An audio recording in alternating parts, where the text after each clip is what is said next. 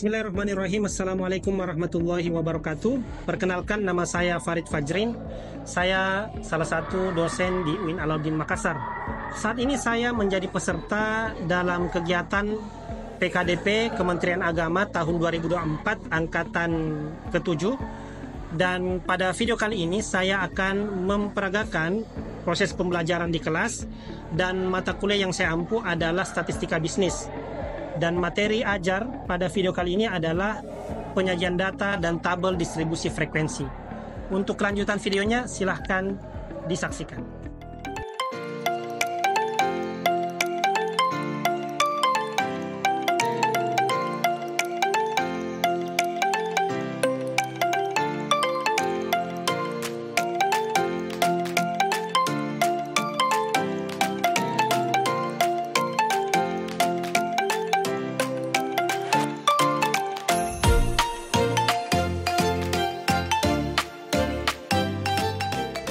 Assalamualaikum. Waalaikumsalam warahmatullahi wabarakatuh.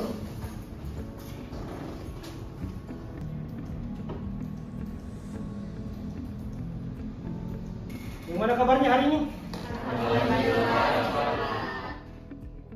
Baik, mahasiswa sekalian, sebelum kita mulai seperti biasa, kita berdoa terlebih dahulu. Semoga apa yang kita pelajari hari ini bisa bermanfaat dan mudah untuk kita pahami. Doa dimulai.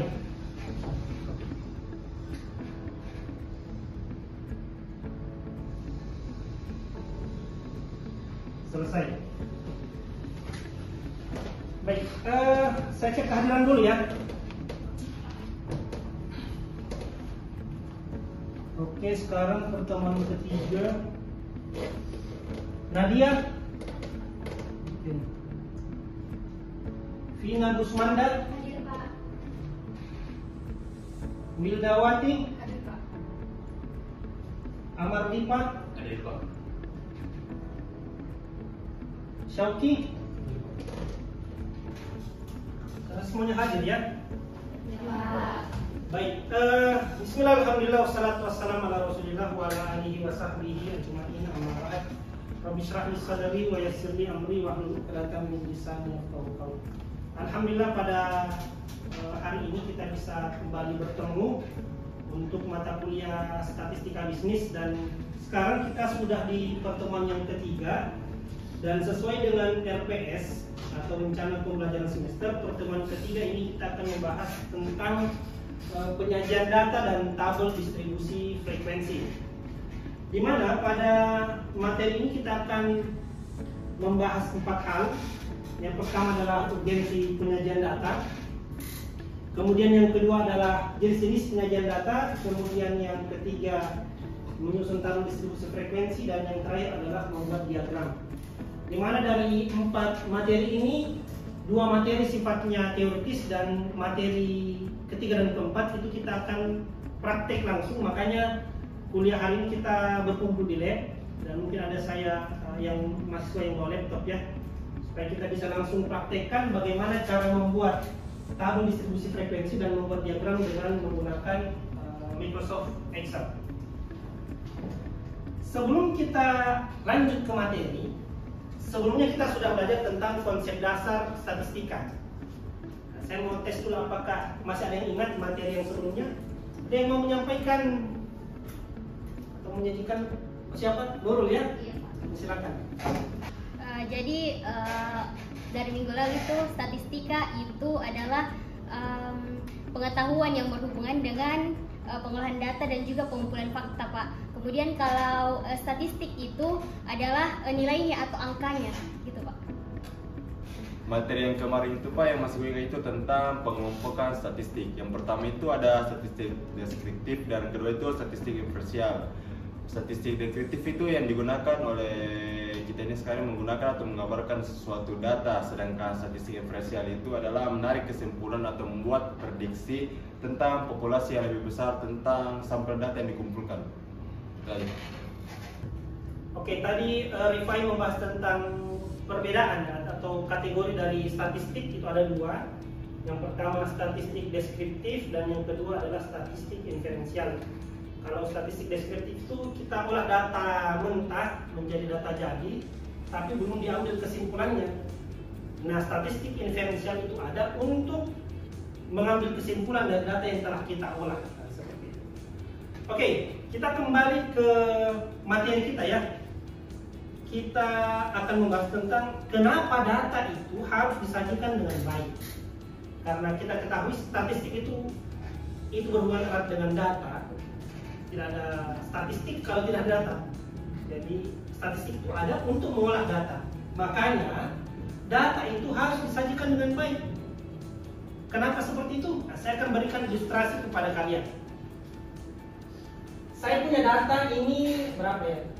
Penjualan produk X, Y, Z dalam ribuan. Di sini ada sekitar 1, 2, 3, 4, 5, 6, 7, 1, 2, 3, 4, 5. Ini ada 34 data. Apa yang kalian bisa simpulkan dari kumpulan data ini? Ada yang tahu tidak? Ada? Tapi coba kalau kita ubah dalam bentuk seperti ini. Nah, ini adalah bentuk penyajian data dalam berbagai kategori. Ada dalam bentuk tabel, ada dalam bentuk diagram batang seperti ini, ada yang dalam bentuk gambar. Semuanya adalah bentuk-bentuk penyajian data. Kalau tadi kita tidak bisa simpulkan dari data-data yang ada tadi penjualan itu, bagaimana dengan data yang telah tersaji seperti ini? Apakah ada yang bisa mengambil kesimpulan? Contoh, karena di sini ada data potensial pemilih, data KPU. Di sini adalah data pemilihan serentak tahun 2024. Ini baru banget ya. Ada yang mau mengambil kesimpulan dari data? Siapa? Oke, Iza ya. Data yang mana yang mau di? Yang diagram batang. Diagram batang. Oke, kita buka diagram batang. Atau data 21 sampai 30 tahun. Anda jadi anggota DPR. Program apa yang cocok untuk usia segini?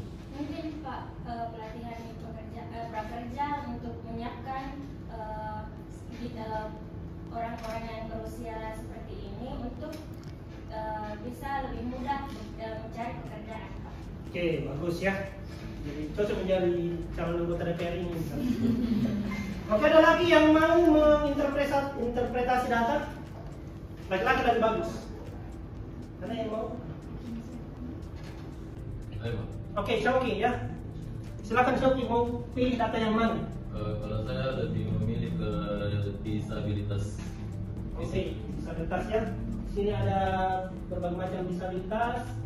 Silakan kalau Anda jadi anggota DPR atau calon anggota DPR mau pilih yang mana? Fisik, Pak. Oh, disabilitas fisik. Kenapa? Apa program yang Anda tawarkan untuk disabilitas fisik? Melihat dari jumlahnya juga di fisik ini yang dominan lebih banyak. Mungkin kalau misalkan saya jadi salah satu dari pemerintah itu, saya akan menawarkan bantuan yang dimana kurang dari masyarakat yang membutuhkan atau masyarakat yang lebih membutuhkan masalah tambahan fisik ini, mulai dari penambahan gizi misalnya atau penambahan tentang kaki palsu misalnya, Pak. Kaki palsu atau kalau kursi roda bisa ya juga. Iya. Oke, terima kasih Syauki. Saya rasa cukup ya untuk analisis data. Ini menunjukkan bahwa kalau data itu tersaji dengan baik, maka akan lebih mudah kita mengambil kesimpulan atau menganalisis dibandingkan kalau kita lihat data yang tadi ini maksudnya apa. Makanya inilah alasan kenapa data itu perlu disajikan dengan baik. Di sini saya sudah sebutkan bahwa data itu disajikan di sini, atau data ini adalah bentuk penyajian suatu data secara visual sedemikian rupa sehingga data lebih mudah dipahami. Jadi kenapa kita menyajikan data? Supaya lebih mudah dipahami, lebih mudah dianalisis. Dan di mana penyajian data ini paling tidak dalam bentuk diagram atau tabel. Makanya pada hari ini kita akan membahas dua bentuk penyajian data, ada diagram, ada tabel. Nah, kita juga akan membuat tabel distribusi frekuensi. Jadi setiap kita mau buat diagram yang tadi, sebaiknya diawali dengan membuat tabel distribusi frekuensinya dulu, di mana data yang sudah ada atau yang teracak itu kita akan buat dalam bentuk tabel. Nah, ini definisinya ya. Susunan data yang telah dikelompokkan menurut kategori dalam sebuah tabel yang disertai dengan frekuensi atau banyaknya data yang sesuai, di mana ini berfungsi untuk mengatur data dalam bentuk yang lebih rapi tanpa mengurangi informasi yang ada. Jadi kita mau atur ini datanya dalam bentuk tabel sebelum dikonversi menjadi diagram-diagram yang sudah kita sebutkan tadi. Oke, sekarang setelah saya jelaskan tentang bagaimana itu tabel distribusi frekuensi, sekarang saya minta kalian semua ini untuk membuka lentera ya. Buka lenteranya. Di situ saya sudah menyiapkan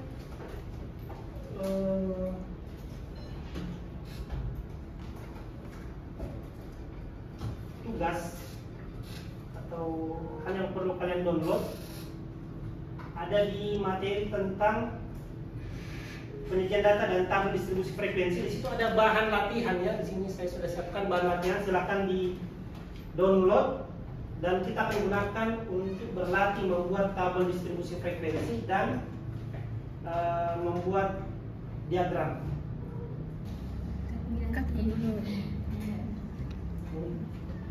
Yang pertama adalah kita harus menentukan N atau jumlah data. Kemudian ada X max, artinya adalah nilai terbesar.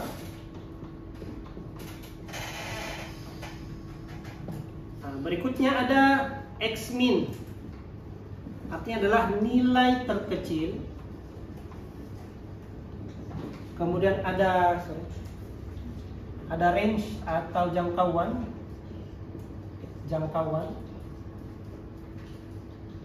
Kemudian ada banyak kelas.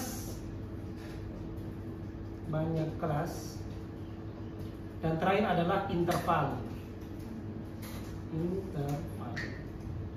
Jadi ada beberapa informasi, paling tidak ada 6 yang kita butuhkan dalam membuat tabel distribusi frekuensi. Oke, kita akan mencoba menggunakan Microsoft Excel untuk mencari informasi ini dulu.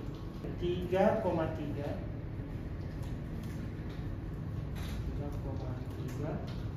dikali log N. Jadi 1 tambah 3,3 log N. Jadi kita cek dulu ya. Nilainya adalah 5,874. Perlu ditanyakan masalah 6 informasi ini? Ya, Isa silakan. Ini Pak, bagaimana lagi rumusnya banyak kelas? Oh, banyak kelas. Oke, saya ulang ya. Saya tutup ini. Sama dengan, oke ya, 1, kemudian tambah 3,3. Ini aturannya memang seperti itu. Kemudian dikali log N, nah, jumlah data. Kemudian di enter. Kalau ada kolom atau kotak seperti ini langsung saja yes. Nah, seperti itu ya. Yang bagian mana? Ini kan tadi 2 manual ini Pak, terus di drag ke bawah, terus ini langsung di drag ke Pak, tapi double klik di sini. Nah, coba lihat rumusnya yang di batas atas kelas pertama dulu. Nah, sebaiknya ini jangan O6 tapi langsung diketik ulang intervalnya. Coba, silakan dicoba. Nah, itu tambah, langsung ketik manual saja 8, nah, kemudian kurang 1. Nah, kemudian ditarik itu, langsung tarik ke bawah. Oke kan? Oke.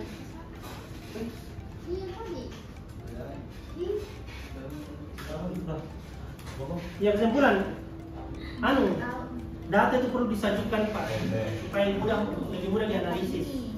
Jadi kalau datanya itu hanya data mentah saja, dia akan susah dianalisis.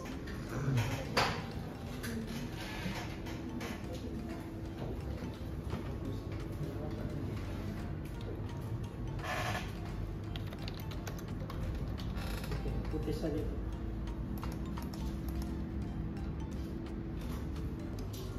Oke, sudah selesai semua dikumpul pekerjaannya?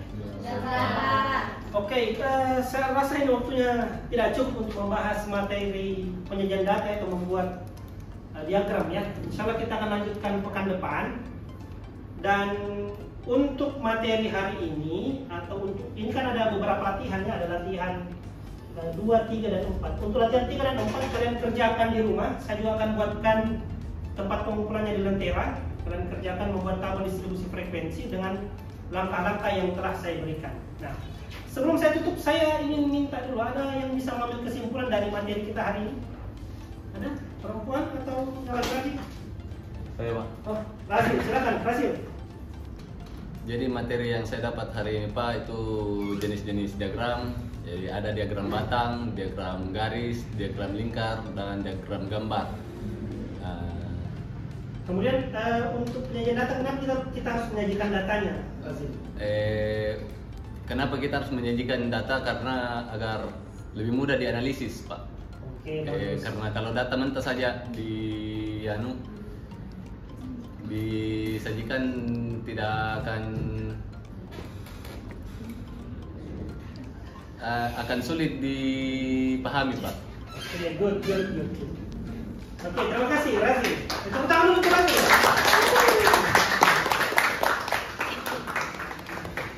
Oke ya, jadi tadi kesimpulannya, salah satu kesimpulan yang kita sudah bahas tadi adalah dalam bentuk penyajian data itu ada berbagai macam caranya. Ada bentuk diagram batang, ada diagram garis, ada diagram lingkaran, ada namanya piktogram atau diagram gambar. Semuanya adalah bentuk penyajian data ya. Kenapa data itu perlu disajikan? Supaya kita mudah untuk menganalisis, mudah untuk mengambil kesimpulan dari data yang ada.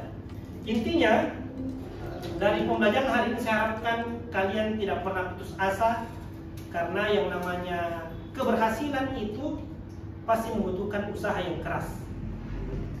Dalam agama kita ada konsep namanya manjadda wajada.